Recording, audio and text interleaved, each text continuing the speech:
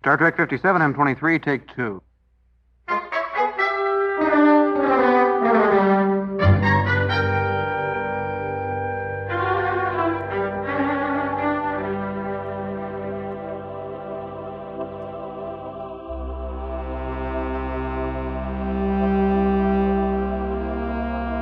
It's the It's Got Star Trek podcast.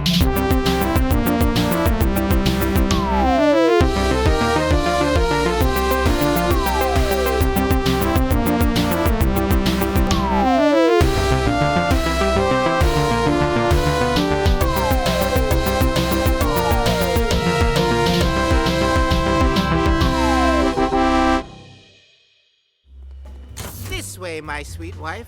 I'm so excited to wake you up from a deep sleep whenever it sounds like you're having a nightmare. And I'm excited to know how you like your hamburgers so I can order them for you and ask the waiter to take it back when they've made it wrong. I'm not gonna feel weird about using your toothbrush because our gums are in a partnership. Yeah, and I'm gonna wear your gym shorts around our shared quarters with nothing up top. Because who cares about nudity with our situation? You are? Sure. I love being married to my husband. I love you too. You know what? Maybe we should just go back to the ship. Yeah, pretending to be married is kind of weird. Let's Our Starfleet VIPs! Attention, everyone! These young lovers are getting a great deal!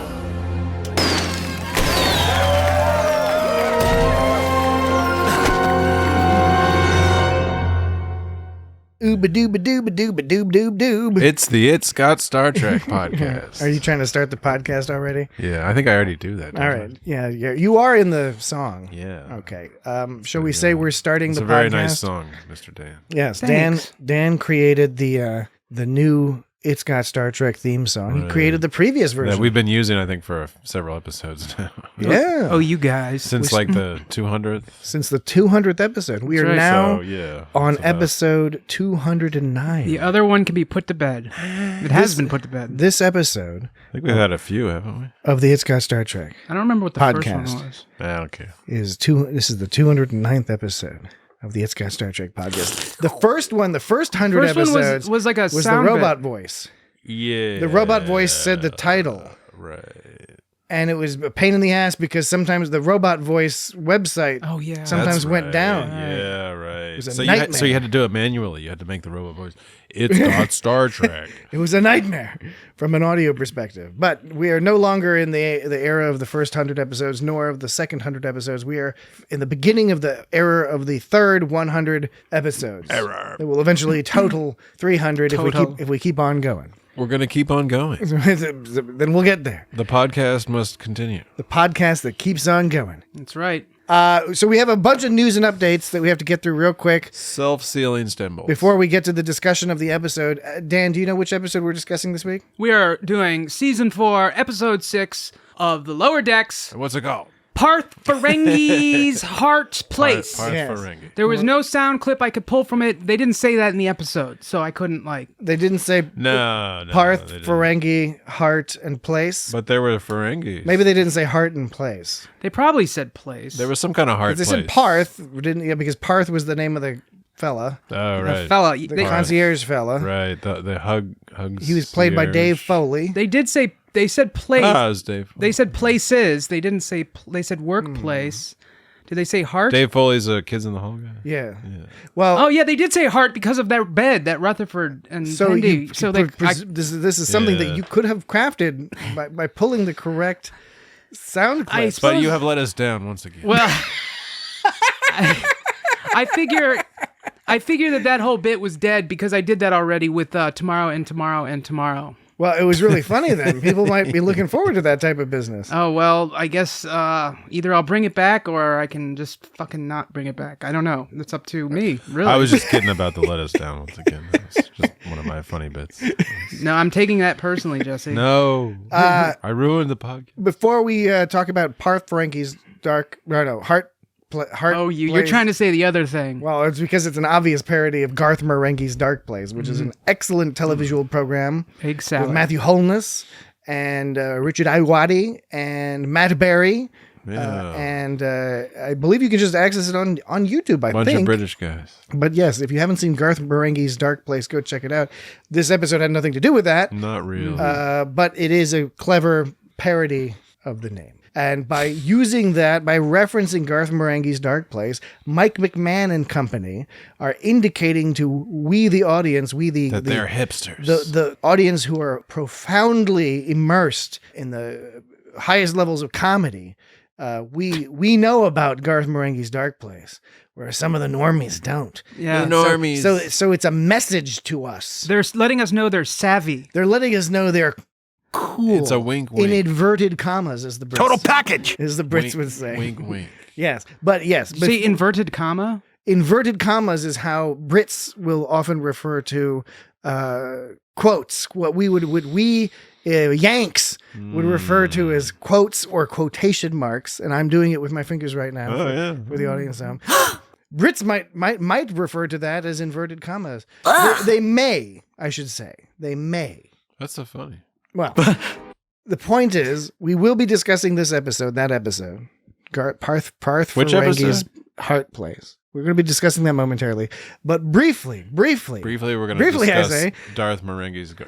no, we're not going to discuss that. When I played It's this, a recommendation. People should go see it, but we're not going to discuss it. I want everyone to know that when I played this sound effect, I didn't mean to play that sound effect. Okay, that Because was another- I didn't want to. I wasn't like trying to insult the British way of doing things. So Chivo I hit vibe. the wrong sound. For those of you at home who are keeping score, Dan has freely admitted to 2 errors today. That's negative The 2 first- points. The first was an error of omission. Wait This a was minute. an error of commission. No, the because first- he clicked the wrong button. Oh. The first one was an Omission error of and I think that- omission because he that's worth- omitted putting together the 4 things the 4 quotes that would, Would you make up the say title of the double. episode. Would you say though me omitting that was a bug or a feature? I'd say it's a feature because I did it on purpose. On purpose. Something dolphin on Okay. purpose. That's a joke, right? But briefly, increasingly less briefly, we did have a few things to go over. Firstly, tremendous thank you to Grayson, TV guy Grayson out there in social media, for mentioning us in his article on warpfactortrek.com about a cool Star Trek podcast for people who are looking to get into Star Trek podcasts. It's Got Star Trek was included amongst a number of luminary podcasts, including 2 Minute Trek, Really? and Ship Full of Jerks, and Let's Talk About Treks, which I was on last week. Wow. Was it last week? I think it was last week. Yes. Okay. Yeah. That's really awesome. We really appreciate that. Thank you. And FYI, That's the podcast that we do. all the podcasts mentioned are great, but it's really great to be associated with 2 Minute Trek because for me, it's like the most interesting and awesome and clever Trek podcast around. Oh, It's right. 2 minutes, and if they go over the 2 minutes, it just stops. This is great, I'm sorry, what? and it's fun to blow through like 10 episodes of that. It's fantastic. I don't know what Didn't that guy left a message, didn't he? Yeah, we got from Jack from 2 Minute Treks Yeah, on our 200th Trek. episode, and that's another one like Unplanned Trek. It's literal parent podcast, Unplanned Trek. 2 Minute Trek and Unplanned Trek. They're both from Tasmania, so I don't know what they're putting in the jam down there in Tasmania. What kind of jam do you think? But they whatever they're putting in the jam, it's good. It's good for have? podcasting. Do they have strawberries? I would imagine that in Tasmania they have all Some sorts kind of of things. strawberry. They might make Blackberries. They could make a jam out of those Tasmanian devils, you know. Yeah, Tasmanian totally. With toe the cancer jam. face, you know, the Tasmanian devils have Cancer they have the face. cancer face. You squeeze them out. What? Ew. Squeeze out make a jam out Cancer of it. jam? I don't know. I'm positing. I'm supposing. I don't- Posajam. What's cancer jam? I don't know what he's saying. I don't know what that is either. You know about the whole thing with Tasmanian devils that have the transmissible cancer on their Oh. face? Oh Lord. So look it up. It's horrible. That It's sounds sad. awful. I'll take your word for it. Oh Yeah. man. Tasmanian devils it's not just a That's- clever cartoon of them. You know, they're real things. Real devils. I'll stick No, to but the jam. yeah, no, thank you, Grayson. That's an awesome mention, Yes. and it was really appreciated. It's really great, and everyone should go read the article. We're not just going to rest on our laurels. Check it out. Read what Grayson has to say about all the podcasts. You can head over to warpfactortrek.com, and the title of the article is "Incoming Transmission for Podcasts for Trekkies." So excellent. That's super awesome. All right, moving right along in our very brief opening segment, news and update segment. Not so brief anymore. Not so brief, but Beverly Crusher Day is coming up. It's on October 13th. Oh, And that's like a week away or something. It's coming up soon. And Jesse and Michelle over at Crusher Convo, they're having a big That's my name. event. It is also, there's a lot of Jessies in the Star Trek podcasting world.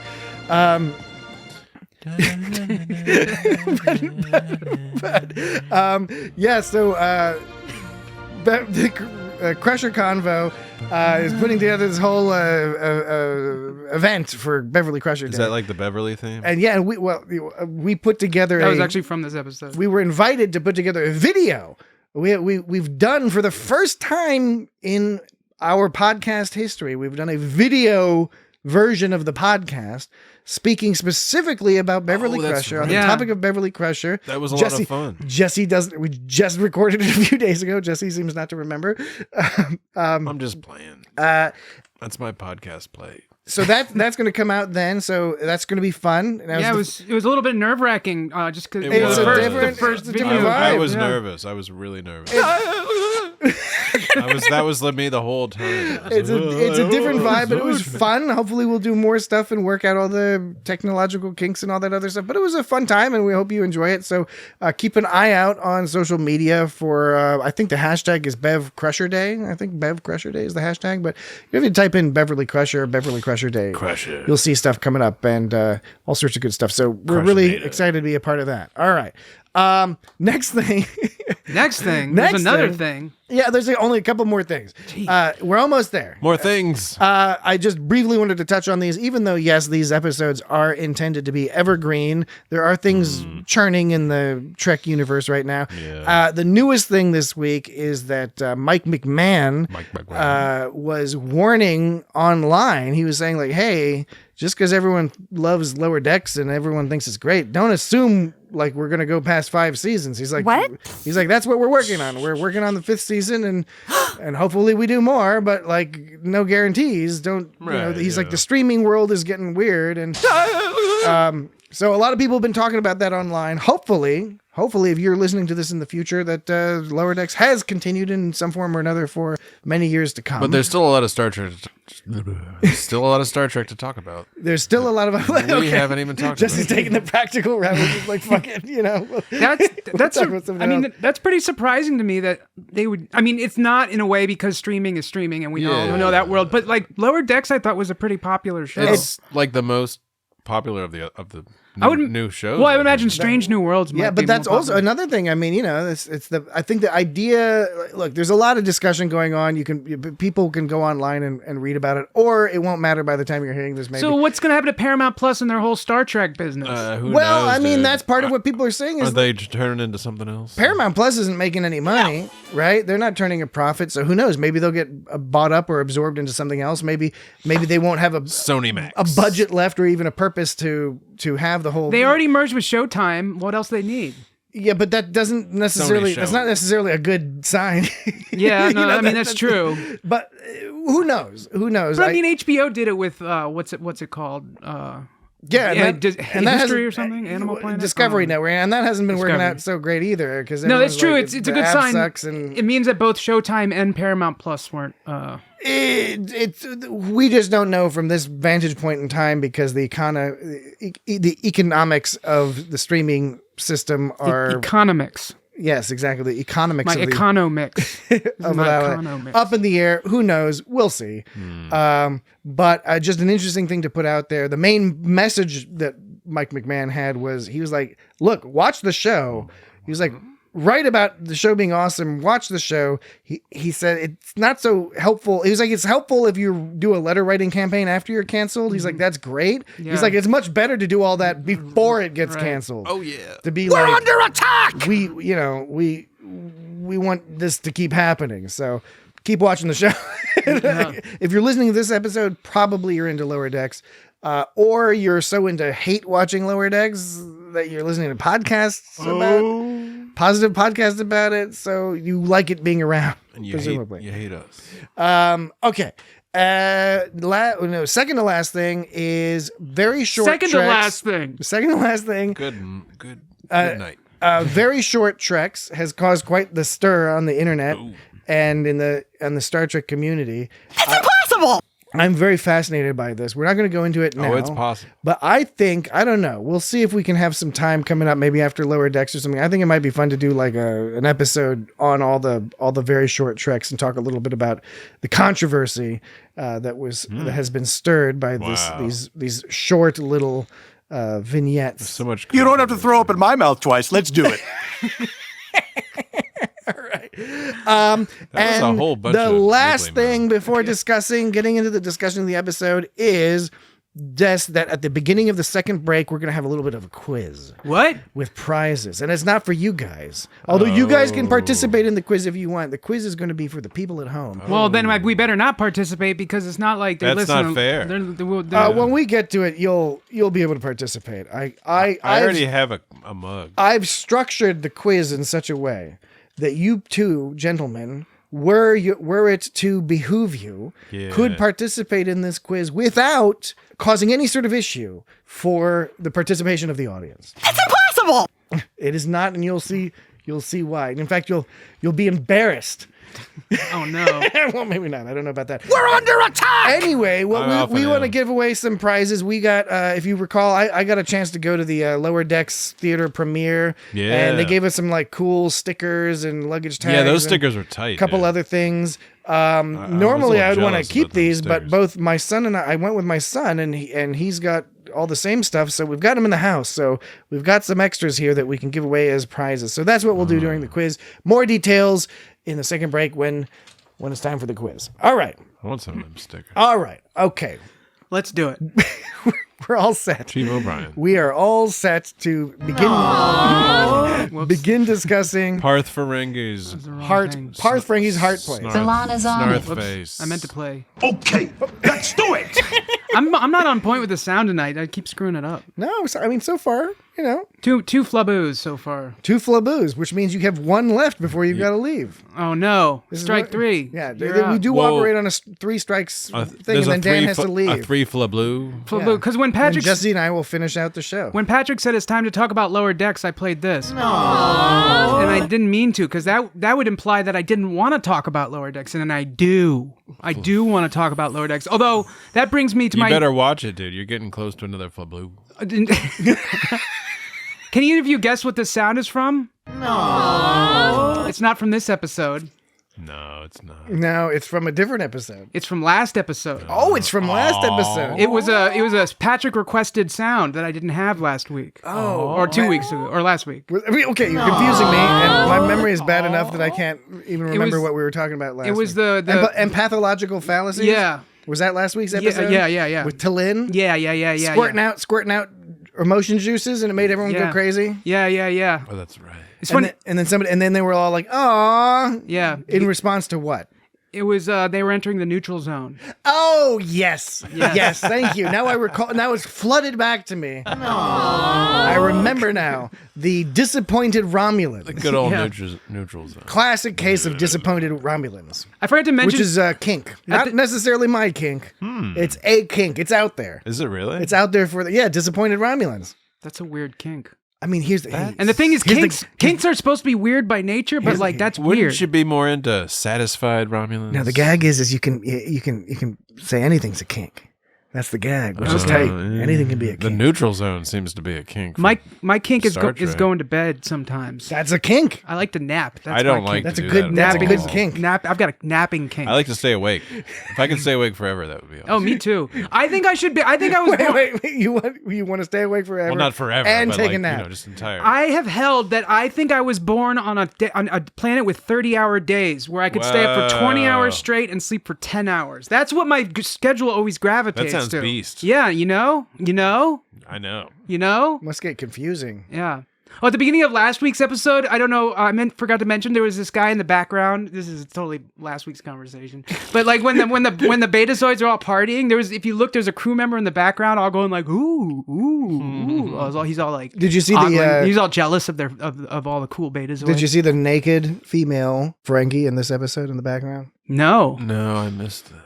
Which would be appropriate because while Ram and Lita have instituted reforms, as was expected at the end of Deep Space Nine, and which was called out here. One would imagine that not everyone would necessarily change to the new ways so swiftly, because I believe the end of Deep Space Nine was Ferengi 2375, and That's just a few years. and this is 2381, right? So we're 6 years separated, and on Ferengi, traditionally for a long Ferengi. time, women were not allowed to wear clothing, and this was Not one even of like the raincoats? Because it's raining all the... Especially not different raincoats. times. But it's good you put the slug juice on your skin. And, Slug juice. Sluggo Cola, and Sluggo chips. Sluggo bathwater. Don't they eat like mushrooms Sluggo and bubble, worms and stuff? Sluggo bubble bath. I want some Sluggo bubble bath. I bet it's delicious. Ferengi. So you're saying so there's still pockets of Ferengi. That's how I interpret Yeah, it. we'll I have to noticed watch on the the episode second again. watch, I always like looking in the background because the show Yeah. fills the background with gags. Yeah, that's what I'm saying. Like And from that's one of them last gags. week, the beginning of the episode, there was a small gag where the crew member was all like, "Ooh, look at those Background Betazoids." gag. Yeah. You'll have to forgive my ignorance of Deep Space Nine, but is Rom set up as the Nagus at the end? At the end, yes, Okay, which that's would be tight. a spoiler for Deep 'Cause Space Nine, but I it's totally was digging it's in Rom here. as the Nagus. yeah. Grand Nagus. Great, I know, that was great. I love that scene because it was such I a great know. look they gave each other because they were calling him Grand Nagus and then he told him not to. It's like, no. And then they called him Nagus. He's like Grand Nagus. There was 3 or 4 good looks in that episode, and that was a good look that Freeman and Vassery gave each other. This episode highlighted, in a lot of ways, the brilliant animation that the show offers. And all the episodes are well animated, but every now and then there's one where the expressions and the body language and how people are holding themselves, the activities. One thing that they do really well on this show is there's always something going on, and people are doing things. They're not like a lot of animated shows where they're just standing around, which is cheaper to animate, obviously. They're living their life. Like all the background characters are doing Star Trek stuff. They're doing stuff like a normal Star Trek extra would be doing in the background. And then, of course, sometimes there's a joke or a gag attached to it. It's kind of funny whether it's a cartoon or live action to watch like the non-focused, non-speaking characters and what kind of facial expressions they make. It's also probably a kink. Yeah, that's a good point. I didn't even think about that. Wow, that's my kink. Does it mean it has to be sexual? Because I really don't find like You don't find looking at background artists Then it's a quirk. and imagining quirk. It's quark. Quark. So it depends. Grand Nagus. It's a kink if you get sexually excited. It's a quark. quirk. Quark. Quirk. Quark. Quark. Quark. If you do not. Okay. All right. Well, there was a few other good looks, like when Freeman, Vassery asked Freeman if she brought any latinum, and like she gave this really like sort of like rolled her eyes because it's funny because he wasn't even like, do you have any latinum? He's like, did you bring any latinum? As if she had latinum. She was just holding it. Yeah, she like had it like at home. She has a lot of use for it. It's a dumb question. I do like how right at the beginning of this episode, or after the There were 2 more opening looks. There were 2 more looks. Well, I was just going to briefly mention that because you mentioned the admiral, and people have always talk about the badmirals, the evil admirals. Yeah. I like this in lower decks. We're getting we've had some badmirals, but we also have just some dumbmirals. So they're just stupid. You don't see that too much because it's usually like some kind of like cranky admiral or a bad admiral. Yeah. All right. I hope you've been practicing your notarizing. Look number 2. When 3 looks. Well, no, there's 3 there's highlighted 3 looks. more. The original was when 4 total when looks. they looked And another thing. when Rom told him to call him Grand Admiral, they looked at each other, Freeman and Grand Admiral? You mean Vassar. Grand Nagus? Or sorry, Grand. That's the Grand Star Trek. Nagus. And then when Freeman, Vassery asked Freeman if she brought latinum, and then when Rutherford was like talking about that heart bed, and then he was like, if anything, it should be kissy lips or gorgeous green eyes or something. Yeah. And then that's when That was a very good look. that was an excellent. It look. was that at least one of the points where That was after Tendi said, What? and she gave this like look like. well, it was one of the points where Tendi blushes. Yeah, right. The blushing was cool when one of them blushed or both of them blushed. It got me thinking though, right? Even though I understand that Cool the blushing as presented is partly because there's a filmic language, there's a cinematic language, a human language of blushing that people understand what that means. But it was clearly a red blush They've shown other aliens blushing with like blue tint or whatever. So we had discussed, or certainly I had brought up, This is a deep cut. in the Something Borrowed, Something Green episode. Speaking of red, bloody stuff. In the bar. Because blushing is about blood. In the bar, in Something Borrowed, Something Green. Right. I didn't even think about that. We commented, and other people on the internet had commented that when Mariner gets stabbed in the shoulder and then the bartender puts out a fish bowl that's filled with bloody knives, and the gag being this happens all the time. Those bloody knives all had red blood, and we were saying, why do they have red blood? They hadn't stabbed any Vulcans. Well, we were wondering, don't do Orions? They have green skin. I guess the assumption was that they probably have green blood, or certainly not. Well, we don't red blood. we don't have skin colored blood. Yes, I agree. I'm saying that we should correct our error. See, the assumption was incorrect because if she's blushing red, that makes sense because that's what blushing is. For some reason, they could have red blood. You gotta have copper-based blood. Right? For some reason, I thought it was going to be like like when I think of if it's alternate to red, what would it be? And the only thing that comes in mind is it's definitely blue if it's not red. Blue or purple. For some reason. Well, for me, it's blue. Well, Klingons have that pink blood. That pinky blood. Yeah. So. But Star Trek 6, blue and green are just so fun together. Like it's blue next to each other. You got some blues and some greens. It's very soothing. Yeah, blue green. Yeah, like the ocean. Yeah. Like the fucking ocean. Like the motion of the ocean. Yeah. Like the lotion for the motion. An ocean full of lotion. Yes. Okay. That's a fucking ecological nightmare. I know. It's the future. It's coming. So that's what happened on Ryza. That's why they had to have their weather control on Ryza.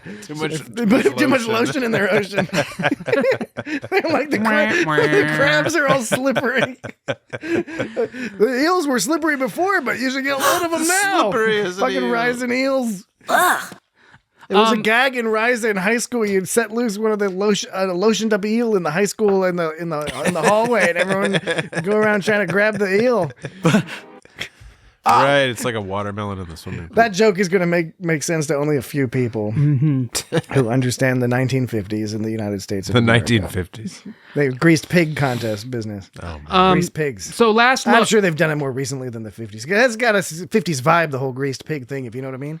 Last look. Know what I mean, Mern? Last look. All right, last look. Last look was Jesse, I'll remind you, Dan has a list of looks, 4 looks that he highlighted. Not exclusive. There are other looks that are also good, but these are particularly good looks that Dan wanted to call out. There's several looks so far. Last look that there's more than just what I called out. I'm just saying these are the ones that stuck out to me the most. Yeah. The last look was actually a trick. It's the one from last week, and I'd forgotten that was one of the looks I included. The one with the dude at the beginning of the episode. So that was my little... But you're not even going to mention it to us because it was last week's? Well, I already talked about it. It was the one at the beginning where the crew guy was in the background with the betazoids. Okay. Yeah, and so that was my little So it was 3 top looks in this episode. Okay. But yeah, right. With a bonus look from last week. Right, and I didn't realize that I'd done that, so it was a little impromptu joke on my part. I was like, oh, I fucked it up. Let's turn this into a joke. And I think it was a success. All right. I think that was funny. I think you're funny. That was a funny joke when you thought I was going to say this week, but I said last week's. Okay. That's it was funny. the last look. Yeah. Funny. One last thing. It gets funnier the more you insist it's funny. Total package. You think this is funny? Well, what I do think is funny is or no, it's not funny in the humor way. It's funny in the that's funny. That's unusual. Yeah, in the that's unusual way. Actually, it's not funny that unusual. Haha or funny unusual. We get treated yet again in this season. We get treated to an opening sequence in which now, in this case, Ferengi, sort of equivalent to Lower Decker Ferengi, gets zapped by this ship that's going around zapping. It's zapping everybody. More and more, I'm buying into the argument that they're not being killed. I think the more of these zapping events, the more to me. They had a Genesis device. Yeah, well, there's all sorts of things going on here where, again, on the surface, it seems to be like, oh, it's just another example. They are giving us a few clues here and there. There was a Ferengi guy who seemed to know about the attack. Exactly. That was a different thing. That was different. That was different this time. That was a Now, do you which think means that we can assume that it meant that attack. We as an audience, you could think, well, maybe he meant something else, but we have to sort of I assume. think I have enough confidence in these writers It that seemed like a light bulb. it only makes sense if that was intended to give us the clue. If it was intended. Intended. If it was. If the goal was to say, here we're giving you a clue that this is not some implacable cloud of radiation or something. This is a conscious crystalline entity, being or group of beings or whatever. This is some thing that can be communicated with. It could be an artificial intelligence. It could be an alien group. It could be people from the future. Some kind of dorky spaceship. But it's confirming. It's giving us information because all we've seen is this spaceship, right? And so it can start to get boring to be like, okay, another crew is zapped. But I think by having it's horrendous. Having the Ferengi ensign or lieutenant, whatever, navigator, I can't quite recall what his position was. I do think that that's what they're trying to tell us, which is interesting. Rule of acquisition 62. The riskier the road, the greater the profit. It's only a little bit more interesting, but it is interesting. But as I said, because it's Lower Decks, because Lower Decks goes hard into the sort of 90s era optimistic Star Trek style stuff, I think that this season does not end with all these people, including some of them we know and love, like the fellow on the Klingon ship getting vaporized. That's right. Those were the good guys. I don't think that's how this season ends with all those people dying, and then there's like, an evil opponent that they then defeat by shooting them in the head. That's not how this season. But they did destroy the ships for sure. The ships, I believe, are destroyed. We know they are because in the There's first chunks of the chunks for around. both the Romulans and the Klingons and the Orions, and I forget if they showed it in this one, but the Orions they didn't show the piece with the insignia. No, for the Orions, but they did show like that. You're right. I mean, it's like this is clear that the ships are getting broken to pieces, but I think these people are being beamed someplace. They still haven't got like the Andors. I could be wrong. Maybe they are being killed. Andorians, yes. But there's a number of episodes left, so we'll see what happens. Or the pig guys. Yes. Tellarites. And I'll tell you right now where it's time for a break. Pudding Bear. Yeah, maybe we'll actually talk about the episode. I'll tell you right. I'll tell you right now. Tell you right now. Okay. It's time for a break. So we're going to take a quick break, and when we come back, we'll have a very brief quiz. The quickest. With prizes. I thought that was after the second break. No, every week. No, I'm saying in the second break. In the second break. The beginning of the second break. This is the first break. This is the end of the first break, and then we go to the second break, and then into the third break. That's a funny way of putting it. We're using that's old what radio drive says, time though. radio. I'm not a radio lingo. And when we 1990s, late 1990s drive time radio DJ lingo. We'll come back with the quiz at the bottom of the hour. Okay. No, that's complicated because of the whole podcasting business. Yeah, I know. It's on-demand business. And analog clocks, too. Okay, well, we'll talk about it when we really got to take a break. Yeah. When we get back from the break, be right back. Okay, we're back. We have returned from the break. Okay. We've cleared up some things. We're rested and ready for my quiz. Rested and relaxed. I've become hip to the jargon of the numbering of the breaks. And it's cool now. I won't bring it up again. I've been a proper fool. My favorite part. Literally, right now we're not even halfway done recording this podcast. I am so looking forward to record next week's recording when Jesse makes some variation of like, well, you said it was going to be.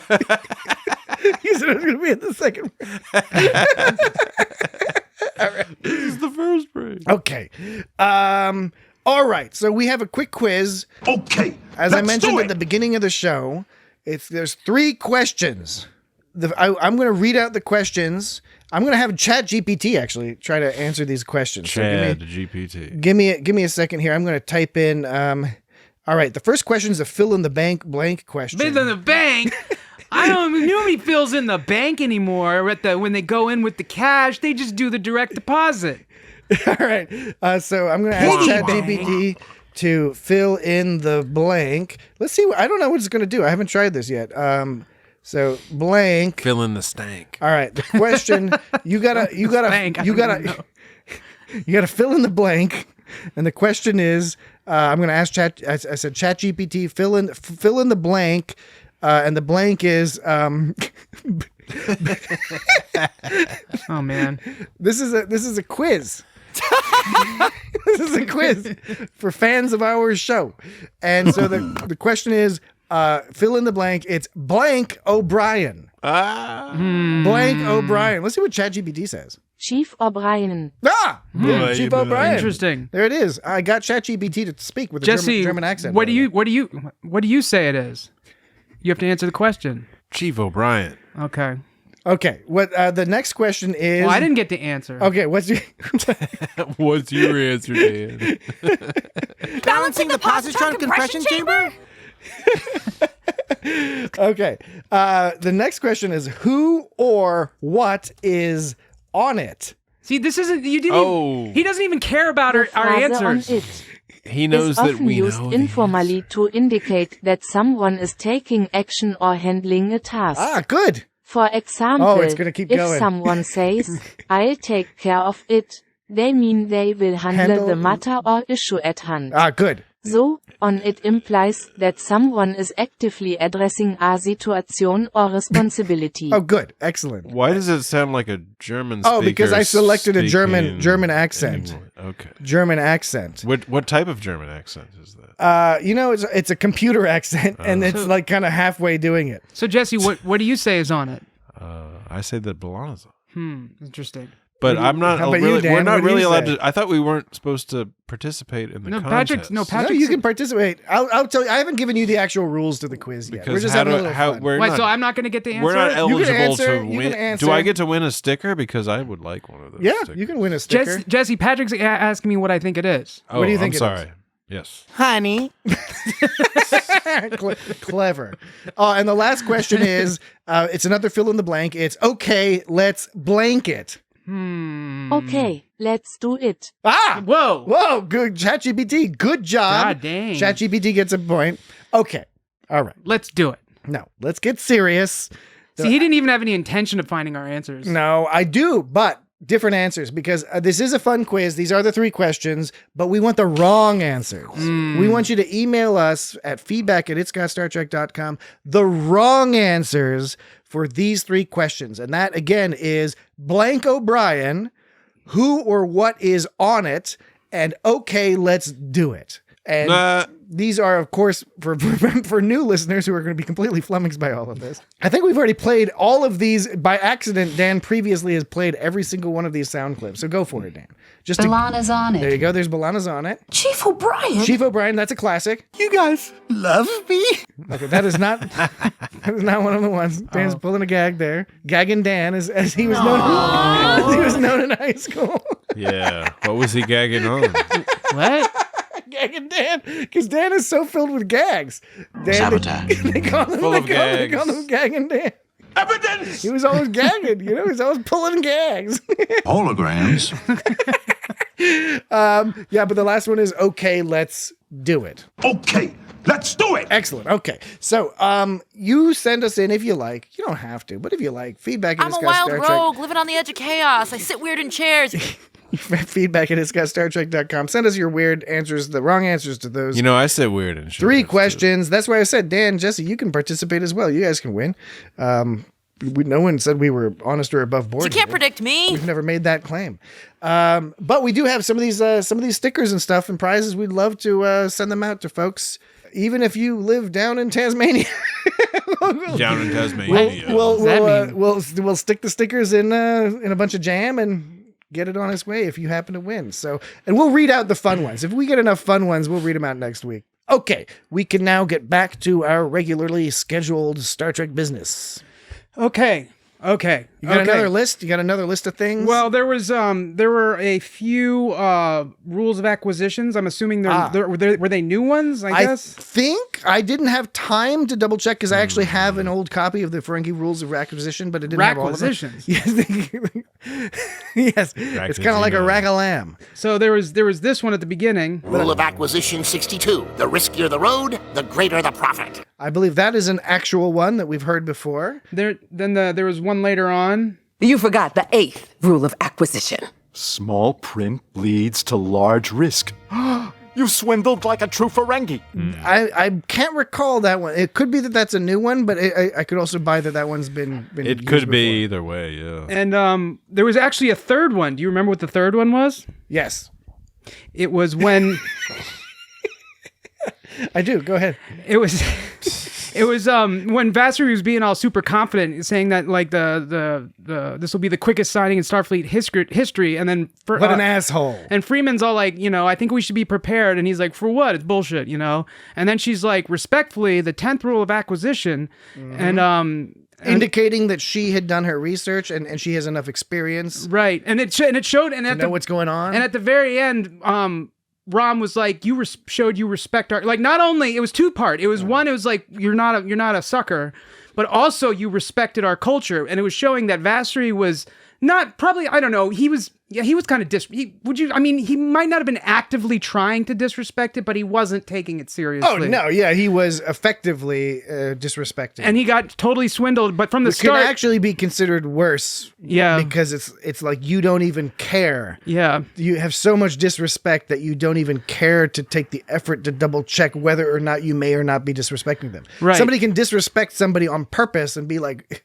fuck you, I'm doing this on purpose, and that sucks. But sometimes the person who's dismissive is even worse. Yeah. Because you're like, Jesus, I don't even warrant even you being an asshole to me. Right. That's true. That's a good point. Like when I was young and like the watch the cartoons I'm full of them. And the enemy was all like, you're not even worth killing and stuff. I was like, why isn't he worth killing? You're a bad guy. You're supposed to kill people. But then I started understanding that you need a good reason to kill people. Yeah. It also helps in the plot from later when that character then comes back and then actually kills the bad guy. It took me until about 25 before I learned that you need a good reason to kill someone.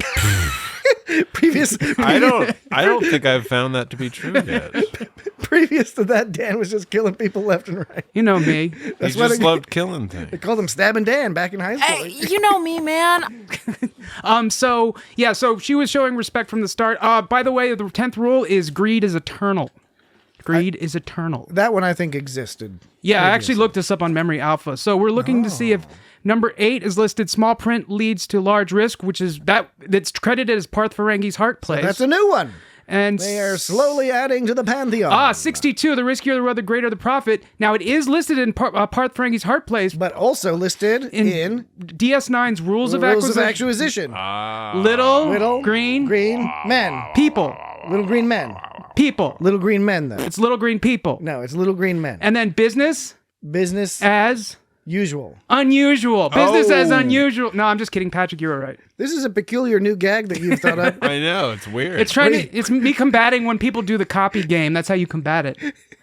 By doing the opposite game? Yeah, but you let them talk first and then you say the thing because they're so eager to say it. I've done the copy game. I know all about how that works. We're all familiar with the copy game. Where you go, stop copying me, stop copying me. And then someone's like, huh, huh, huh. And the other person goes, huh, huh. I thought you were referring to that venerated ancient game where you take it in turns to write ad copy for products you find around your house. You never did that growing up? You didn't write I've never even considered that something that can be done in this life. Like a family activity.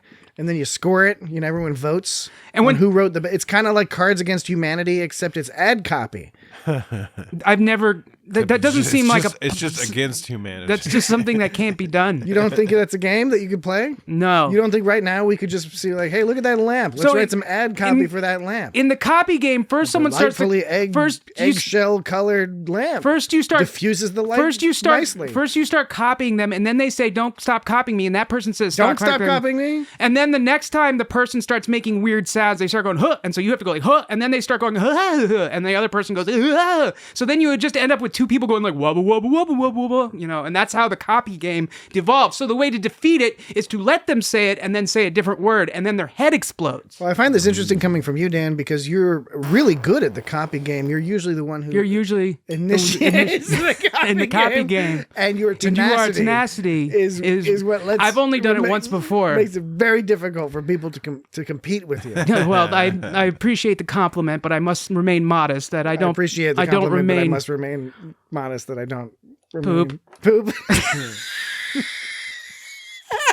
This is gonna be another one of these episodes. This is gonna be another one. It already is.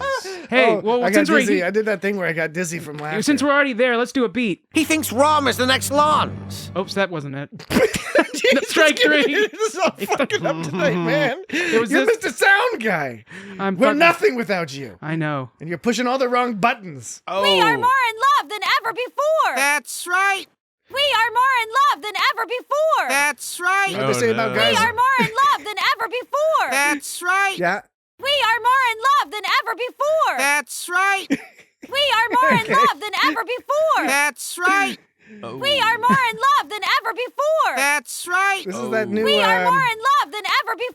That new That's thing right. Dan's been doing. It's We his are new more in second love break than activity. ever before. That's right. Where he plays the sounds over and over again. Break. And Ransom is supportive of everything I want to That do. was the first. and they break. often have a clever cadence. At least on Lower Decks, it's not always the case with the other shows. But on We Lower are more Decks, in love than ever it's a before. very That's musical right. show. We Ransom are more is in supportive love than of everything ever I wanna before. do. That's right. We are more in Ransom love than is ever supportive before. of everything I want That's to do. right. Everything We I are want more to in do. love supportive than of ever everything I want to before. do. That's right. Yeah.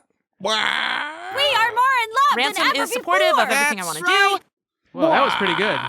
We are more very in good. love Ransom than ever is supportive before. of everything I want to That's right. do. That was pretty good. So the thing is for the folks at home, That was pretty good. you know, sometimes people are like, why do you let Dan keep going on like that? It's because he's got a gun. I don't know if we've You made can't that clear predict me. before. We are fearful of our own lives. I told you about my views on killing. Just because I understand you need a reason now doesn't mean you need good reasons. Jesse and I are very good friends with Dan. We care very much about him. But we're scared to We death. enjoy this whole podcasting thing. We do enjoy most of it, but a lot of this is under threat of violence from Dan. If we do Pudding bear. we do not show up, He's a dangerous fellow. he's Honey. pointing the gun at me right now with an odd smile on his face. It's Smoopy. weird. Sluggo Cola. All right, let's start talking about the episode again. All right. I want to talk All right. about the ads. I want to talk about the TV show. Okay, let's talk about the Boimler stuff. Haggle at the Museum of Gambling and gambling at the Museum of Haggling. Yeah. Okay. There's a bunch of fun gags like that in this episode, but the I guess it's the C story of Boimler getting. Well, first let's go trapped. let's go over all the stories. Oh. Let's go over all the stories. So there's we've hinted at all of them. There's the negotiating Ferenginars joining the Federation. Ferenginar. Yep, that's one. Story number one. Then there's Tendi and Rutherford romantic plot, which is what takes place at the Lobes Lodge. Lobes We are Lodge. more in love than ever Parth before. Ferengi. right. There's Ferenginar. Parth. The Parth is the Ferengi, and it's his heart place because they have a heart hotel room. He's the Hugsier. So And again, played by Dave Foley. there's the And then there's the Boimler business. but then there's also a sort of maybe this is less of a well, it is a second. And then the kind of- Mariner business. The Mariner business. You're right. And there's a continuation. I guess Boimler's probably the D plot. Then. Right, the Mariner was in. We'll go to Boimler. I just want to say the Mariner was like basically We're gonna go to Boimler. He's on the 405 in a helicopter. this Mariner plot was kind of this Mariner. There's a bunch of Boimlers on. There's a bunch of Boimlers down there. Sorry. It's stupid. I'm allowed to be stupid sometimes too. We can take it in turns to be. He's allowed to. We can take it in turns to be stupid. Okay. Oh. I was going to say that the Mariner plot, this was a continuation of her previous plot where she was trying to sort of find herself kind of thing. Yes. Because when in the few episodes when Ransom called her out for self-sabotage and she was like, why? She was like, why do I? Self-sabotage. I thought this was going to click the sabotage, but you've got like 12 sabotage. I know. buttons. I know. I purposely didn't click it because like I'm trying to say something and you said you were going to give me a chance to say something. All right. We had a chance at art. That's all I'm saying. No, I mean sometimes you just got to say things and let them be said. I do appreciate that. 100%. Okay, so when Ransom called her out for self-sabotage and she was all like, why do I do that? And then there was a continuation of that because, what's his name? I forget his name, that Ferengi guy. I can't remember what his name is. He was all basically... Quim? I think it's Quim? And he basically, they had that heart-to-heart at the end about how she fucks her own shit up. It's Quimp. How she fucks her own shit up. So it's kind of like there is sort of this arc of Mariner trying to find out who she is and what she's trying to accomplish. By the way, I didn't quite get the point at which they met. Like, we know that she's knew him. Well, Quimp is the one that she got in season 1, I believe. Yeah. when Boimler, second episode. Yeah, Boimler was upset that that Mariner had all this experience over him, and even though he read all these books and stuff, he wasn't handling things. And remember that Mariner remembered to be she pretended to be almost swindled by a Ferengi doing the Ferengi finger thing and everything, and she let Boimler, quote unquote, save her, inverted commas, save her. What we don't know is exactly this is him appearing again. They were shown to be old friends in that episode. Right. Well, she was like, "Thank you, old friend." What's not explicitly stated is exactly why they're meeting up. I mean, I guess it's just because they're old buds and why not? But he's on Ferengi now. But she's supposed to be going through the guide duty. Was guide duty as fun as rumored? Duty. Like her job is to go hang out at bars, and she's like, "I'm going to hang out with." The implication here, and I frankly, Dan, I agree. I think they could have fleshed it out a little bit more overtly, a little bit more clearly. Because it's just like I kept thinking I was missing something at a point in which they were planning to meet up. But I guess it's assumed. Yeah, the implications are all very neatly there in the story that they used to be party hard buddies, and she was looking to recapture some of that as an excuse to just go mad. But of course, as the plot unravels, we realize, no, this is a classic case of the dog catching the car. In other words, Mariner has achieved a point in her career where she has all the things that she has previously claimed she would need in order to have a successful career. And so she no longer has any excuse for not achieving, being a high achiever, because she has the friend group, she has the supportive mother, she has the supportive first officer who's actually helping her out in meaningful ways. And this is a continuation of when she first met Ransom. And Parth is, as an old friend, is saying, look... Parth, Quimp. Oh, Quimp, yeah, sorry. Thank you. Quimp is the old friend who's saying, like, hey... I grew up, and why haven't you grown up? Like, it's okay to be successful. It's that you can be successful. You can put in the hard work. You don't have the excuse anymore to not do that. I enjoyed that story. I did too. Like I said, the only thing I just felt it wasn't a showstopper, but like it was slightly jarring to suddenly see her with him out of nowhere. I thought there could have been some kind of like lead in, but I mean they have to cut time to meet time constraints and stuff. So. As we've mentioned before, both TAS and Lower Decks, every now and then, more often on TAS, you can feel where they've squeezed more story in than can necessarily fit comfortably in the space that's allowed. That's what I do with my toilet. I'm not going to that's an analogy that I'm not going to. No, it's literally true. I try to put lots of stuff in that toilet and it doesn't all fit.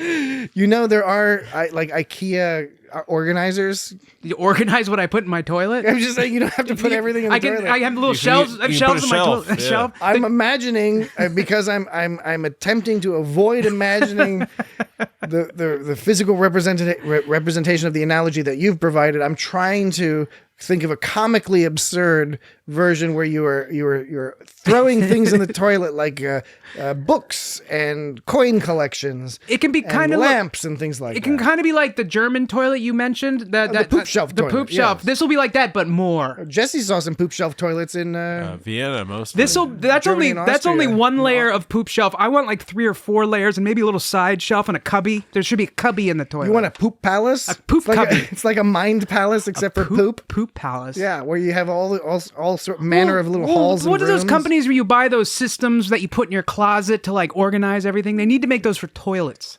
It's pretty much what I said, except I used IKEA. Okay, yeah. What you said then? Well, you used the term system, which is probably an improvement. Okay, let's do it. Let's go back to Boimler. You were talking about Boimler and the travel and the watching TV. Well, presuming we exhausted what we want to say about Mariner. I bet pretty much. I mean, I think it's another chunk of her story. Mm-hmm. It was good. It's always tricky when you've got this character. You want the character to grow, so you have a character arc. You don't want him to grow too fast, though. But you're dealing with clever, interesting people. Somebody like Mariner, it's like, okay, well, how many times is she going to go through sort of a variation on this? It's forward movement. I'm not complaining, but it's like, okay, if a character stays too much in stasis, it's kind of like, okay, well, what's the deal? But I think they did. I think this was a good job getting a little bit more characterization out there. I found this episode in general was just kind of like, it was just kind of there. I wasn't like over enthusiastic about it. I didn't dislike it. It was just kind of cruising along. It was 4 stories that were all kind of fun, but there wasn't a lot of stuff. I mean, and they I don't weren't even really connected. And I don't even know yet. Not much thematic connection. And I don't even know how I feel about the Tunderford. Tunderford. Tendi and Rutherford. Tendyford. I thought you were talking about some sort of new truck that's coming out. I didn't. Dodge truck. Tunderford. Get the Dodge Tunderford. I didn't even mean to say that. It's not something I'm trying to come up with. I'm not trying to say Tunderford. You're not trying to create a portmanteau? No. A cute portmanteau? No. But they have Brotherford. Yeah. That's a portmanteau, and it's pretty damn cute. Yeah, it's true. It is cute. I'm not sure exactly how I feel about the whole Tendi Rutherford sexual tension plot. I don't know. Let's hold on, because there's a lot to talk about that. So I think before that, let's go through the Boimler thing. So Boimler, they have this clever setup where he, of course, is going to overachieve and thinks he's going to Nothing can stop Rutherford! He thinks he's going to go to all these places on his itinerary. It's fun to read his list where it's like check into hotel, go into hotel, like look at, check, payment, whatever, all that jazz. And of course we know he's going to be derailed. I did find it really clever that the thing that derails him is watching Ferengi TV. Oh, Bloggo, I don't know what to do. And specifically, how he gets sort of enraptured by these commercials, and then clearly it's like mind control. It's a television show, which was to me laugh out loud, LOL style concept of what was it, like landlord cops? Landlord cops. Yeah, it was landlord cops. He like busts in and is like, Pock and Dar. when the guy was like, Pock and Dar. I swear she was 20 pounds when I bought her when we moved in, and the dog was 25 pounds. I've actually always wondered about that, how they would treat that They killed the dog. In a strict apartment. They instantly put the dog down in front of the children. It's terrible. On the planet, the laws are terrible. On the planet Earth. Welcome to Earth. That's a quote from Independence Day by William Smith. Okay, see, these are the free association things that I don't know are that helpful. So you're talking about independence. They're not intended to be helpful. Okay. Just as long as we're on the same level. Let's make that clear. On Earth, I've always wondered what would happen if you were in a strict landlord situation, and they do have rules like that. And what if your animal put on all this weight? What do you think they'd do? Ben, you already gave your answer. They'd shoot your children. Okay, what do you think, Jesse? I did not say they would shoot your children. I said they would kill the animal in front of your children. Depends on the city, I think. And it depends whether or not you have children. If you don't have children, I think they probably let you get away with it. Okay. Well, I've always wondered what happens when that happens and how they deal with that legally. Okay. So if any one of you audience members know out there, email us at itsgotstartrek.com. Okay. Dan, I happen to have it on good authority that you know how emails work. You know how emails work. itsgotstartrek@sendus.com. Okay. It's feedback at itsgotstartrek.com. You can send anything. I'll forward it to Dan. I might even just give you Dan's email address if you ask nicely. Okay. Boimler. Watching the TV shows. Very funny. I also did you notice that the TV had it had the TiVo sound? It had the TiVo bloop sound. No, I didn't notice that. Because he pauses. It's at the end of the show when Ransom calls him. He pauses the show, and it does the TiVo bloop. I didn't notice that. And for any folks who had a TiVo, that's hilarious. It's like you can tell it's the TiVo bloop. So it was Pog and Dar, cop landlords, and then there was Will They Won't They, which is a workplace comedy where everyone is secretly in love with each other. That was also just sign the lease, dirtbag. I like that part. Just sign the lease, dirtbag. No. It's like, give me all your money, or I'm going to tell you that you're in favor of tenants' rights. Yeah. Was that one of the lines? Yes. Mm-hmm. As his partner was dying, he fleeced him of all his money. Yeah. His partner was like, "I'm happy to be cheated by, swindled by somebody like you." That's honorable. They just lie to you? Well, yeah, I know, it's great. He was pretty beat up after 8 hours of television, which is like, I guess, given that they don't watch television like we do. I also liked how they played on the fact that it is kind of a implicit play on the fact that in Star Trek they just don't have TV for Yeah, some well, reason. Boimler says, he's like, oh, this is like a hollow novel. Right, yeah, right. It's like a two-dimensional hollow novel, except sleazier, as he said. But do you think that the message? Do you think they had a subtle message? But like 8 hours, 8 hours of TV for me would be a long day, but it wouldn't be like exactly. And that's why I'm asking. I was like, do you guys think that they put that in there to be all like, hey, you guys don't be watching too much TV? Maybe we're subtly saying we're socially nudging you to say don't be sitting there watching 8 hours of TV. Which is, by the way, I have no doubt that that's good advice. Yeah, you should be. Now, on the other hand. What about screen time? Now, on the other hand, he never said anything about not listening to 8 hours of podcast a day. He never said anything. Or indeed 16 hours. Screen time. He never said anything about looking at computer consoles for 8 hours straight. Podcasts are not screen time. They're ear time. Computer consoles are screen time, and they're always looking at computer consoles. Yeah. Well, that's true, but sometimes they're interacting with them via voice. Remember when that one time when the computer console broke and Scotty was like, I can't fix this. That means they have to take the Enterprise back and throw it away. Hey, do you remember that one time when the Kirk asked the computer a question and the computer was like, affirmative? Yeah, I remember that. I do. I like that part. Yeah, that was a good one. That was a good one, yeah. That was a good one. Was that in a TOS or a TAS? That was in all of them. That was in all of them. It was in every Star Trek. Affirmative. Affirmative. Affirmative. Affirmative. Kirk is all like, and given that the dimensional portal, has X, Y, and Z, blah, blah, blah. Blah, blah. Could there be an evil version of me? Ooh la la. Affirmative. Can't go any farther. I didn't. That was a funny episode of TAS. That was TAS. Yes, that was the one with the, what was that one called? Anyway. Go listen to our episodes. That's that one thing. Nickels worth of free advice to people out there. If you're not 4 sure, years, 7 months, and an odd number of days. if you're not sure which episodes of It's Got Star Trek to check out next, because you listen to this one, you're like, I gotta listen to more, but I don't know what to listen to. Check out any of our episodes where we cover the animated series. I think those are almost all of those are good podcast episodes. I think. It's not true of all of our podcast episodes, but I think the TAS ones almost universally. I think affirmative. Affirmative. All right. While Dan keeps looking for the affirmative collection of affirmative buttons, that's not what I'm doing. The computer saying affirmative.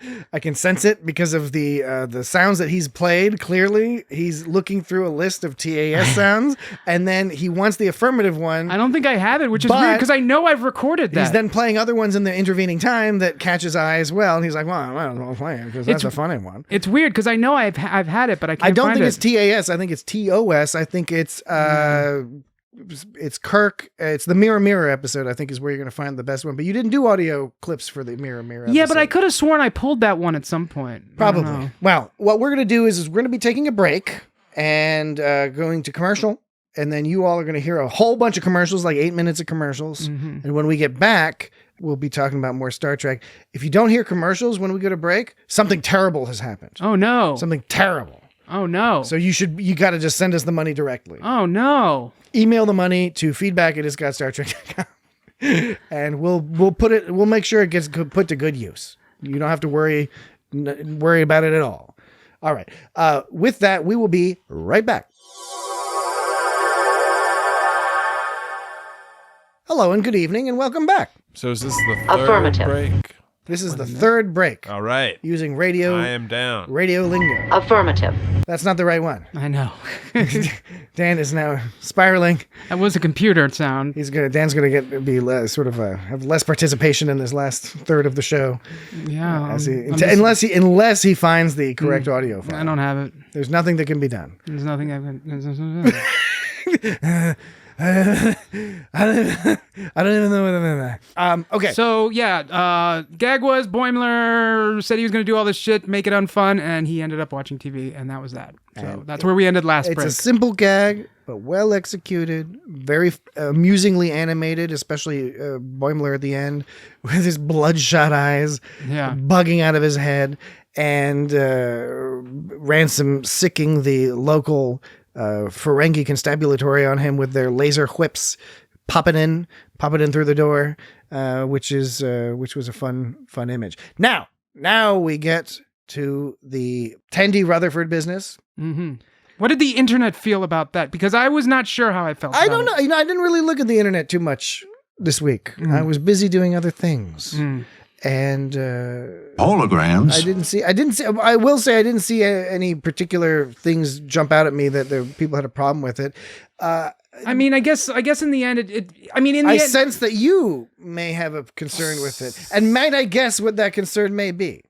May that concern I mean, there's be, only one thing you can draw from that.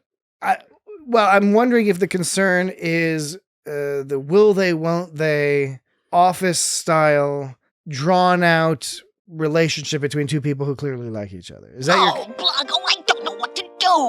like what Boimler was watching on Is TV. that your concern? I just is your don't concern that this is being stretched out. Well, it's definitely an intro to that concept because like they decided they just want to be friends in the end, but they didn't. And then it was funny, by the way, because they ended there was all this sexual tension, and then they entered an obviously sexy filled scenario when they were fixing stuff at the end together. So, but I mean that was more just a joke than anything else. But honestly, okay, fine. You could say it's not. I thought it was just a harmless joke, but I do think that this is an intro to a stretching out of like, yes, this romantic sort of will they won't they thing.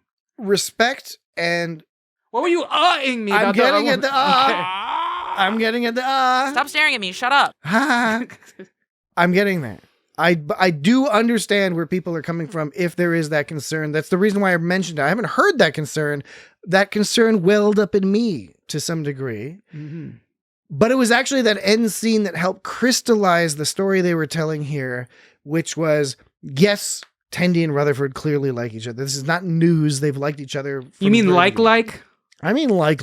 Yeah. The whole blushing and all that other stuff. So you don't think it was a harmless side joke? Haha, this is sexy, but I think it's not like, oh, this is sexy, but they just meet it as friends. You took it as like, no, this crystallizes that they like each other. It crystallized the plot of the episode for me in the sense that I think what this episode was saying is, it's not that they don't like each other. It's that they can't be forced into it by others, like by society can't push them together.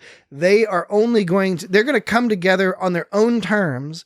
And I think more importantly, that they're going to use their own labels or even have a lack of labels for whatever their relationship is at this stage. Mm-hmm. Because I think that is, you can't predict me. It's a subtle way of sort of saying, you don't need to be pushing people. Some people just don't respond well to that. And maybe nobody likes that, where it's like, okay, people immediately want you to label and define your situation, your relationship with people. Right this way, muffin Positive, negative, platonic, romantic, sexual, not sexual, etc. People want to get those definitions. Society wants to, because they want to categorize you. Right. So you're saying it's not. Yeah, you're saying it's not like just a harmless joke. It's just saying that they do like each other. It is, but the way the way they like each other is not like how we'd expect them to be. It's that they can do whatever the hell they want to do. But you do think it was an indication that they like each other. I think when you crawl into a Jeffries tube on top of each other and start writhing around. But that was the joke. It's just like a throw. That could just be a throwaway. The joke doesn't make sense. It's like they don't even think of it as sexy because that's how close. That's what friends they are. The joke works. It could conceivably work multiple different ways. I don't think it actually works in, oh, this is just a silly joke, but they don't like each other. I think it only works as, you could argue, oh, they're fooling themselves. Obviously, you could just argue that they're so much friends that they don't even consider the fact that it's sexy. But the reason you can't argue that is because of another very cleverly placed, because a line of dialogue in this episode, which initially aggravated me a little bit until I realized I think they needed to do it to set this up specifically. Was it this one? We are more in love than ever before. That's right. We are more in love than ever before. That's right. I recall that you liked that particular. Was that labeled beat? Yes, of course it was. Beat. Never mind. I was about to make a blue joke, and we don't need to do that. We don't need to always bring up references to masturbation and other such Whoa, things. You just did. No, I didn't. No. But it's not long after that, which is when they are in line and they're kind of joking where Tendi is saying like, "Oh, I'm going to learn how you like your hamburger and get mad when it's not done right." Yeah. And he's all like, "Oh, I'm not." Oh, you're talking about the naked line. It's when Tendi says, "I'm going to wear your shorts and then wear nothing up top because we're totally comfortable hanging out." And then, of course, they both react in a weird, shy way. And at first, I was mildly aggravated because I was like, wait a second. They've already shown us that they all shower together Starship Troopers style. And it's like the future, and they don't they're like bathing is not sexualized. Nudity, even to a certain degree, is not sexualized in the same way, which is a cool way to think. It's not only a cool way to think, but I mean, it's subjective whether or not you think that's cool. But it's certainly Gene Roddenberry style Star Trek type of way of thinking that you can desexualize the act of being nude in front of each other, and they've already established that in this episode, as well as to some degree or another in the rest of Star Trek and other parts of Star Trek. So at first I was annoyed. I was saying, like, why would she be embarrassed walking around partially nude in front of Rutherford since they take showers together? And then I realized, oh, it's because... Well, it's the implication, because that's when what married couples do. That's when it first turned as the idea of sexual, sort of like married people will be naked around each other because they're so sexually comfortable with each other. I know that you're saying about... I know you're talking about the Gene Roddenberry future, but it's the context that's different. It's not like a group shower. It's like, I'm at home, we're so close and intimate that we can just be naked casually. The key point here is that she gets embarrassed by it. In fact, they both do. Well, right. And the embarrassment is the point, because if they really didn't care, that's what I'm getting at. I'm getting at that's the evidence that they like each other, is the embarrassment caused by the sudden imagining being naked around Rutherford and Rutherford imagining her being partially nude around him.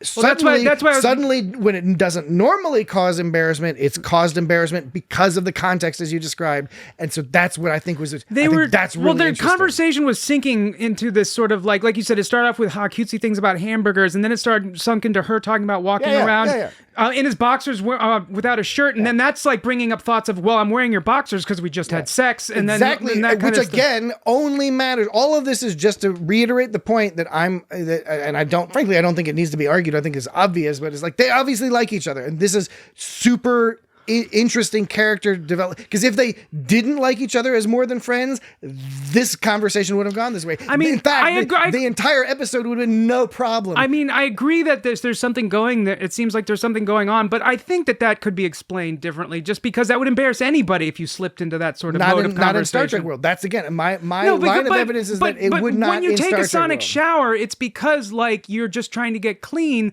But when you're like walking around wearing your joking in line about playing a role in order to write reviews for restaurants. Wait. Yeah, I know, but like when you're talking about wearing someone's underwear and being naked, the only place that thought goes to is sex, no matter who you are. If I was talking to either one of you guys... but I firmly disagree, because it doesn't have to, because they walk around naked with each other anyway. No, but I'm saying, but the context is different, because they don't walk around naked wearing each other's underwear. No, but you're saying when I think about wearing someone else's underwear to walking around naked except for someone else's underwear, all I think of is, why am I wearing their underwear? Wow. Because we just had sex. I'm just suggesting that that's a very narrow way. I don't think it's narrow. I'm saying it's... I think it's constraining. No, I think it's just one of the ways it could be interpreted. I do agree that they have something going on. I'm just saying that could be interpreted several ways. I think that what you're saying is perfectly fine. I'm just arguing that what I'm saying is genius.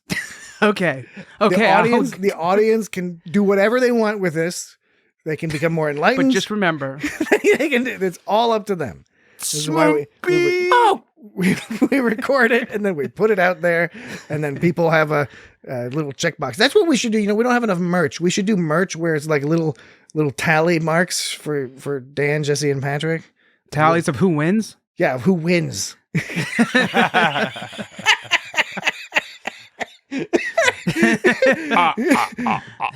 All right. And then, we should, of course, talk about the Rom and Lita stuff, even though it's in some ways it's almost framed as like the A story. It's the least goes on, but it's really great stuff, because you got Max Grudenchik back as Rom. All my favorite baseballs are there. Who is excellent. You have Chase Masterson back as Lita. Play ball! Well, we do like to be progressive feminist here and all that. I was 14, 15 when I was watching Deep Space Nine.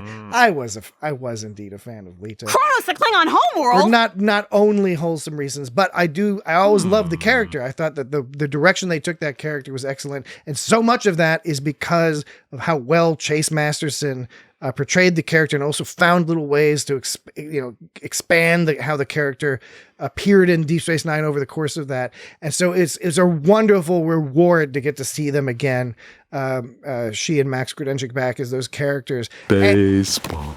And to see them winning, Baseball. Winning. Because so much of Deep Space Nine, Rom was the underdog and all this. There's a lot of excellent character growth. I won't do this, but this could be a beat. I won't do it. Baseball. That could be like a beat in the background. Could you demonstrate how it could be? Baseball. Baseball. Baseball. Baseball. Baseball. Baseball. We are more in love than ever before. That's right. Yeah. We are more in love than ever before. That's right. We are more in love than ever before. That's right. We are more in love than ever before. That's right. I like it. It's good. Yes, like, I'm glad we did that. I'm glad we did too. Jesse, were you glad we did that? I am glad as well. I was looking at the numbers and was wondering if they could be different. He was really good in the Grand Nagus.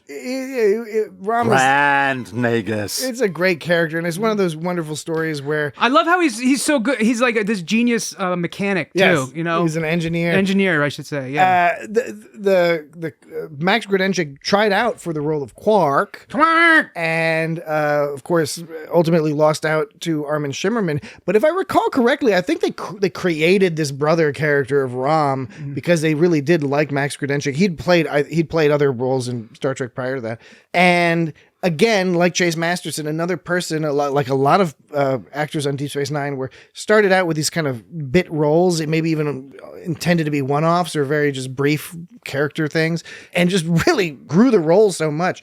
So yeah, good to see them. It's fun to see more Deep Space Nine stuff on Lower Decks. Season 4 has had a lot of that, which is great. It was people were a little complaining that it was a lot of Voyager, a lot of TNG, and it's like let's get some more Deep Space Nine. Hope they keep that up. Mm-hmm. I think Deep Space Nine has a lot of stuff to pull from. But yeah, anything else about that story? I mean, it's your basic, as Captain Freeman mentioned, is your basic. What did she say? Like dumb. Dumb. She said it was like some kind of dumb cop. It was dumb cop, reasonable cop. Yes, dumb cop, reasonable cop. Vassery was totally noobed. She knew what was up, and he was like totally. We've met this fella before. Isn't he the one who said sensors all funny, and then Mariner got in trouble? I think. He's been demonstrated to be somewhat of an. Moron. But it was cool because at the end when they revealed it was a test, like you can go back and look at it. Like they started out by giving them a gift and then charging them for it. Yes. So like even talking to the Ferengi means you're either going to owe them money or you're going to have to be on your guard. And so then they kept pushing it. They expected a bribe to be ordered in order to join, but one of the best, other than of course like it devolving into like just making him dance for him, which was just the ultimate like you suck at this. And the dance was such a I'm not a fan of this term, but it was a simp dance. Simp dance. I don't like the term simp. There's something about the flavor of it. There's something weird. It brings together some kind of imagery and baggage. I don't know. There's there's a deep darkness behind that word somehow, but. I have to admit, in this case, that was very clearly a simp dance. So, but one of my favorites was on top of the fact that they were expected a bribe in order to join Starfleet or in order to sign the treaty. After they sign that treaty, they still don't have to join. They can be allowed to use any ship in Starfleet at their discretion, whether they end up joining or not. And they accept a bribe. They can use anything, any ship whenever they want, and you can sign, and then they can just say no thanks. And basically, you just stole some shit from them. And it was a good deal. Yeah, it was a pretty awesome deal. Don't ever sign anything that says in perpetuity. That's Dan's legal tip of the week. Which is a whole podcast where you just give legal advice. Yeah. I should say like this is meant as legal advice. And I'm a doctor too. We would have to spend so much time on and money on the lawyer to actually get the disclaimer that plays ahead of that to work podcast. Yeah. It would be tricky. All our insurance companies would drop us for some reason. All of them. All of them. For some reason. Oh, man. All right. Anything else about that storyline? Otherwise, should we just go to do some odds and ends? I got a few. Loopy. A lot of Lower Decks episodes have a lot of odds and ends, little things here and there. Soupy Loopy, little this bits and is pieces. the Soupy There's that Loopy whole bit with song. Miggly Moo where you just get all this whole bunch of Miggly Moo all compressed into. You don't have to throw up in my mouth twice. Let's do it. I love Dr. Miggly Moo. I love Dr. Miggly Moo last episode when he was like, enjoy hell, replicator, or whatever. Please don't break up because of me. What's his species again? I forget. Bird. He's a bird person. He's a bird person. He's one of the many bird people. You guys love me? Look, I've said it before. Paul F. Tompkins is one of my favorite people, one of my favorite entertainers, high up on that list of. It's a very long list, and he's almost at the top of it. He's great. Mm-hmm. If you're unfamiliar with Paul F. Tompkins, obviously he's done a lot of great acting. He's brilliant in the podcast sphere, Comedy Bang Bang and Neighborhood Listen, and all manner of other podcasts that he's been involved with, Spontanea Nation, etc. I am so happy that he has this role because he's a lifelong Star Trek fan. He's one of the co-hosts with Tawny Newsom of the official Star Trek podcast, the one that Big Star Trek actually pays for. Mm. And I really hope they get him on a live action on Strange New Worlds or something soon. Put him in some makeup because he's going to be great. But in lieu of that, I also, and I know it's unlikely to happen because we only get 10 episodes a season, and Mike McMahon is telling us they might be canceled soon. Bummer. Well, he didn't say that. But, yeah, but I mean, it's still, like, you start thinking about it. Yeah. It's like when you get to our age, you start thinking about death. Yeah. And that's kind of like this with the show version of that. But I would love to see a Miggly Mo specific episode, like a day in the life of Dr. Miggly Mo. Their species is on a search through space for strange new meals. Strange new meals. Yeah. The delivery is so great. Yeah. But yes, good call, Jesse. Dr. Miggly Mo is fantastic. I liked, of course, the inclusion of the Sluggo Cola, Sluggo Chips, Sluggo. It was almost like a Spaceballs joke. Spaceballs, the flamethrower. There was like Sluggo stuff all over. And then, of course, the whole concept is just the Hitchhiker's Guide to the Galaxy. The whole idea that you're sending people out to go get reviews of hotels and restaurants and stuff. Oh, it's like what heaven would look like if God was stupid. But yeah, it's like that's the Hitchhiker's Guide to the Galaxy. And who was it? Somebody was it? And that might have been on Let's Talk About Treks. Somebody was talking, I think it was maybe Jack Dorino on Let's Talk About Treks, mentioning that one of the producers talked about how in season 4 they were going to try to do more references to things that were not Star Trek references, right? They'd already done lots of thematic and Easter eggs and stuff from Star Trek, but in season 4, they were going to start pulling from other parts of the media world. And we had Boimler in that room that looked like Twin Peaks, like the Red Room in Twin Peaks when Boimler died briefly. You have... Oh, right. Yeah, that one. When they were talking backwards. Yeah, and I think there's been a few examples like what that. What episode was that? I don't even remember. That was the In the Cradle of Exelon. When Boimler gets blowed up briefly. Briefly blowed up. Blowed up briefly. So, yeah, I was just going to say the Hitchhiker's Guide to the Galaxy, I think, is another example where they've transposed that idea into Star Trek. It is not your time, Robert Boimler. Yeah. And by the way, it's Lieutenant's junior grade. What? Ransom. Ransom was saying Lieutenant junior grades. Lieutenant's junior grade. Oh, are you calling them out on something? Are you calling no. Decks out? It's a response to Ransom's line. Ransom says it a few different ways, and he's like, I don't know what the right way to say it is. Oh, the right way, Commander Ransom, is Lieutenant's junior grade. Oh, is that in this episode? That's in this episode. I totally missed that part. Well, you got to go back and watch it. Oh man, again, I'm such a bummer. It's all right. Whoa. Uh-oh, here it comes. Mr. Sneezy. That's 2. 3. Mr. Sneezy. Wow, that was a short one. I suppressed them. You did. Good. I'm gonna get that. I'm gonna take that audio. I'm gonna take that audio clip of Jesse saying you suppressed them. I'm gonna put it into other contexts. This is, of course, one of Ferenginar's worst felonies. The subaquatic sulfur mines! Oh, missed it, but that was a fifth one I heard. Oh, yeah. That was good. All right. I like that. This is small one, but I liked when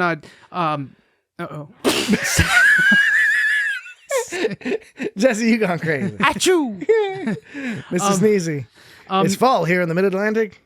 And the leaves are doing all sorts of crazy shit. When Mariner tried to start with those that Ferengi biker gang, it's just something. The concept of these Ferengi tough guys was kind of funny. I was like, I never even thought of them. That also came across. In fact, I almost I was trying to rack my brain. I couldn't connect it to an actual reference, but it felt like something you'd see in like a late '80s, early '90s movie where that would be like the comedy gag. Yeah, it like just almost, or like Wayne's World or something where it's like, okay, the tough guys are comedically being nice. They're like so pleasant and nice. And you have to really push them far in order for them to react the way you'd expect them to. Right. It was a reference to that, but to me, I was just wondering if they were just introducing the idea that having a big Ferengi tough guy is kind of funny to think about. Because you don't usually think of Ferengi. You always, like, their first appearance in TNG, they were all like, yeah, people can't see us, but we're like hovering over going, we're hunkering right now. And I'm all like waving my electro snake thing at yeah. Dan. I'm waving my laser whip. Human. Yes, whip. Oh, good. So that was funny. That was funny. I already mentioned the Ferengi naked lady in the background. Of course, we had the Ferengi laser whips, which was cool. Oh, very importantly, the Starfleet experience is a joke on the Star Trek experience that used to be in Las Vegas. So there's this Quark Starfleet experience where they have like a Type 1 or whatever shuttlecraft from TOS. The Starfleet experience bar and grill. There's that little waiter that's dressed up like Spock. Yes, there's the waiters like Spock. The security people are wearing talking about style TNGs. Highly flammable velour or velvet or something, whatever they said. Yeah, I think it was velour. But yes, that is clearly a parody on the Star Trek The Experience in Las Vegas, which sadly is no longer there. I got to go to that once. One time when I was in Vegas, I had a warp core breach, which was the name of a drink. I mentioned this I couldn't remember the name at the time, but on Let's Talk About Treks, I mentioned this whole warp core breach thing, which was it was a drink designed for two people, I think. And they gave you two straws, and it was a big bowl, like a fish bowl type thing, with a bunch of dry ice and a shitload of rum, and like a bunch, and like some coke. I don't know. I can't remember what else. You got drunk, and all because of the dry ice, all the stuff is coming out. It was pretty bad. Did they have a dagger of the mind? No, that was what Mariner. That was what Mariner ordered. I want to know what's in a dagger of the mind. It sounded pretty fucking intense. Yeah, it's like from a pop-up bar.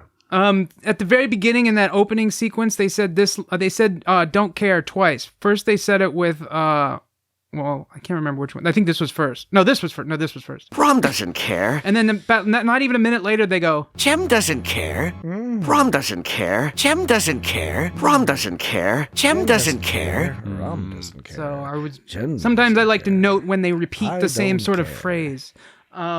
I've been trying this new thing. I don't know if I keep forgetting to do it because it's probably not very good, but I've done it before. And see if you can guess what the game is when I play it. Okay. Travel guide duty. Can you guess what I'm doing? Okay. Was guide duty as fun as rumored? Was guide duty as fun as rumored? It's the old duty joke. Yeah, I want to make that a thing. For travel folks, guide duty. For folks in more mature parts of the world, or maybe where English is a second or third language or fourth, duty, of course, is the duty you might have to your nation or family. But it sounds similar to duty, which is a colloquial phrase meaning feces. Was guide duty as fun as rumored? Travel guide duty. Yeah, and it's kind of like, it's almost like that's an order game in a way, because except this has got poop in it. This is different because there are times they can say duty and it doesn't qualify, because sometimes in Star Trek or anywhere they actually pronounce the T in duty. So if they say duty, I'm not going to include it. But if they don't pronounce the T, if they say duty, I'm going to try to include it. Do you think Andorians have cold poops? I've never thought of that. Not to, toss in a non sequitur. Well, I mean, do they have lower body temperatures? I don't know. They're blue and they live in the cold. Yeah, that's a good question. Maybe their poops are. Well, they'd still be warmer on the inside. Do you think Cardassians have hot poops? Everyone's going to be warmer on the inside. That's just kind of how physics and stuff works, right? All right. All right, Mr. Astrobiologist. Mr. Xenobiologist. Mr. Xenoanthropologist. Xeno-orthodontist. Who knows? Maybe Andorians are colder on the inside than they are on the outside. That's how they can stand the outside. Yeah, like the Tardies from Doctor Who. I've never seen the size. I never got into Doctor Who. Well, okay. Well, the purse from Mary Poppins. I just remember back when I was a kid and there was the video store. There would be an entire fucking wall of just old Doctor Who tapes. There was like a million of them. I was like, how many episodes did they make of this? The original one. In fact, they lost a ton of those episodes. They just erased over. Oh man, because that's just how TV used to work. Yeah, they just lost shit. Yeah, they didn't invent reruns until later. I know. Isn't that unbelievable? Talk about FOMO. Like miss an episode and then you never don't get to see it again. For real.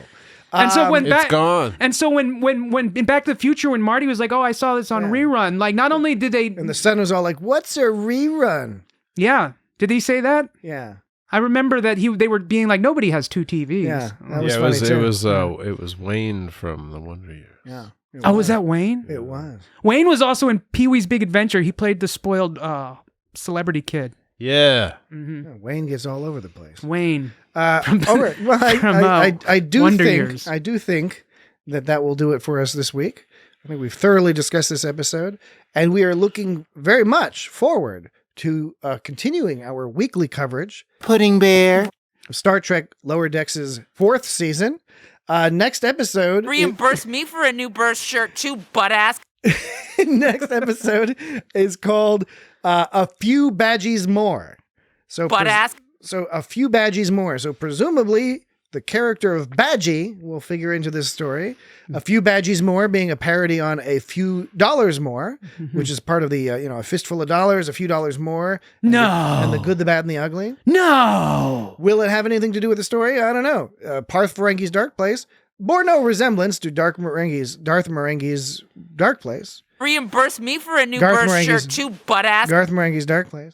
So probably not. Probably just fun. But anyway, for A Few Badgeys More, tune in next week. Mariner always gets the best lines. Well, yeah, she gets very good lines. Tawny Newsome delivers them. Yeah, that's what I'm excellently. saying. They're awesome. So in the intervening time, if you'd like to reach out to us, for example, to answer some of the questions, give us some wrong answers to that quiz we had, which I might as well read the questions. The questions are fill in the blank O'Brien. You wouldn't understand. Second question is who or what is on it. Look, if anyone's weird, it's you. Third question is fill in the blank. Okay, let's blank it. This one's about to be soaked in your blood. You send us in wrong answers. Vote early, vote often. And if there's good ones, we'll send out some prize stickers to folks and read them on the podcast next week.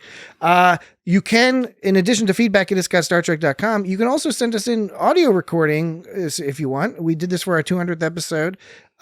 We'd love to get some more. And you can easily record audio. You can figure out how to do it yourself, of course. But we did make it easy for you. Good eye, muffin top. If you like, you can go to www.itsgotstartrek.com/record and record up to 90 seconds of audio, which will be sent to us, and then we can play it on the show for the entertainment and delight of ourselves and the audience. Play ball! Exactly. Otherwise, social media, YouTube, Facebook, Blue Sky, it's at It's Got Star Trek. At all those places, at It's Got Star Trek. That's where you go. Good. All right. Well, I'm finished. Jesse looks to be finished. I'm quite finished. Yes. Jesse finished about 15 minutes ago. Dan, are you finished or are you still clicking buttons? Mister, I should probably be getting to bed. Oh, how true. We can't leave without mentioning, and Jesse mentioned it at the top of the hour, this one. You've been weathering that stem bolt for so long, it probably can't even self-seal anymore. Which is a direct reference to DS9 with the self-sealing stem bolts. The self-sealing stem bolts. I think there have been a few references on Lower Decks to self-sealing stem bolts. The It's a good bit. The other line I like, there's a ton of them, but I really did like from that television show. That was a Ferengi-related sort of moment. I liked, you just surrendered your deposit and your life. That was a good line. Was that from this episode? Yeah, that was from the TV show, the Ferengi landlord. Oh, yeah. That was good. I like those landlord. It was cops. delivered nicely. Yeah. Delivered well. And a lot of those Ferengi were played by, I think, it was various actors. Aquatic sulfur mines! Unfortunately, I don't have the list in front of me, but I know a lot of the regular voice actors from this show provided voices for some of the background, for various Ferengis that showed up. So that was Just shine the leash, dirtbag. something to listen to next time you listen to or watch this episode. Okay, that's it for us this week. We'll talk to you again next week. More Star Trek all the time. 100-year Star Trek. Do. Cats and dogs sleeping together. We'll talk to you later. Goodbye. Can I interest you in our homewrecker package? You don't have to throw up in my mouth twice. Let's do it.